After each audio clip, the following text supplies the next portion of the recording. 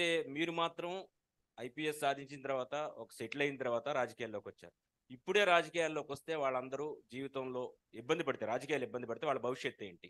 2 ఇంకొక క్వెషన్. మీరు ఆంధ్రప్రదేశ్‌లో ఎంపీగా పోటీ చేస్తున్నారా? ఎమ్మెల్యేగా పోటీ చేస్తున్నారా? లేదా 2 చోట్ల నుంచి పోటీ చేస్తారా? ఒక చోటే పోటీ చేస్తారా? యువత ఎక్కడి రాజకీయంలో నుంచి చేస్తారు? యువత రాజకీయంలో రావాలని నేను ఎప్పుడూ చెబుతూ ఉంటాను.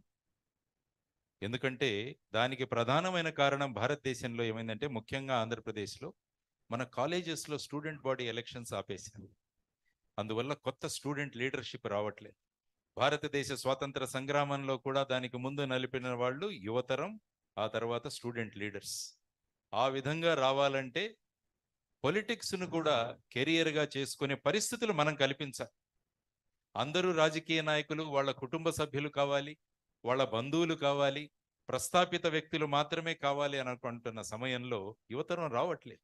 అటువంటి వాతావరణాన్ని ఖచ్చితంగా జై భారత్ నేషనల్ పార్టీ క్రియేట్ చేస్తుంది. ఎందుకంటే ఒక ఉద్యోగాని కోసం ఎంతో మంది అప్లికేషన్లు పెడతారు. ఇవన్నీ కూడా ఉద్యోగాలే. వార్డు మెంబర్ నుంచి sarpanch, municipal councillor, corporator, MPTC, ZPTC ఇవన్నీ కూడా ప్రతి 5 సంవత్సరాలకి 5 లక్షల ఉద్యోగాలు పడతాయి. ఎందుకు వీటిని కెరియర్‌గా చేసుకోవట్లేదు? ఎందుకంటే ఆ విధమైన కాన్ఫిడెన్స్ మనం యువతరంకి ఇవ్వట్లేదు.